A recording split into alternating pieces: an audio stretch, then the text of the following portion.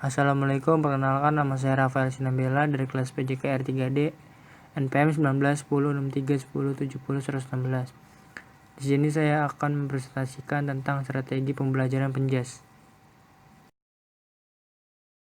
Pengertian strategi pembelajaran penjas merupakan pendekatan melalui cara-cara yang akan dipilih dan digunakan oleh seorang pengajar atau pendidik atau guru untuk menyampaikan materi pembelajaran sehingga memudahkan peserta didik menerima dan memahami materi pembelajaran.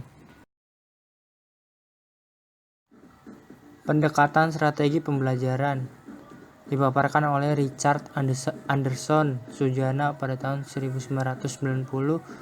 Yang pertama, pendekatan expository atau student center.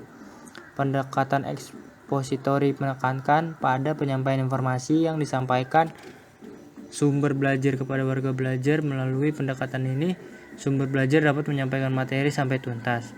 Pendekatan expository lebih tepat digunakan apabila jenis bahan belajar yang bersifat informatif, yaitu berupa konsep-konsep dan prinsip dasar yang perlu dipahami warga belajar secara pasti. Yang kedua, ada pendekatan inquiry.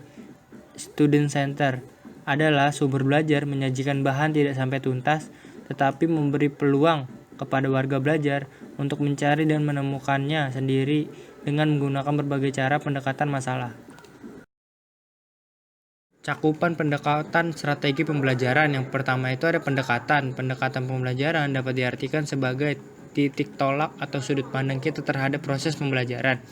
Yang kedua itu ada metode pembelajaran. Metode adalah cara kerja yang bersistem untuk memudahkan pelaksanaan sesuatu kegiatan guna mencapai tujuan yang ditentukan. Yang ketiga ada model pembelajaran. Model pembelajaran merupakan bungkus atau bingkai dari penerapan suatu pendekatan, metode, dan teknik pembelajaran. Yang keempat, teknik pembelajaran. Cara yang dilakukan seorang dalam mengimplementasikan suatu metode secara spesifik.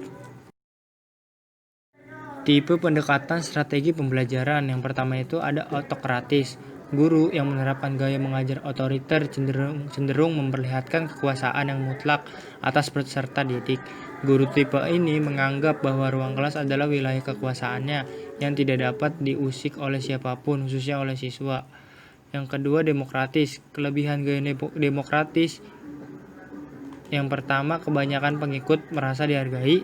Yang kedua, dapat meningkatkan kekompakan dan persatuan.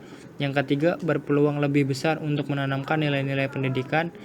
Sedangkan kekurangannya, yang pertama itu tidak cocok untuk situasi yang mengharuskan pengambilan keputusan secara cepat.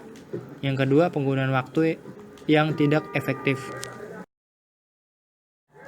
Sekian video presentasi yang bisa saya sampaikan. Mohon maaf bila ada kekurangan.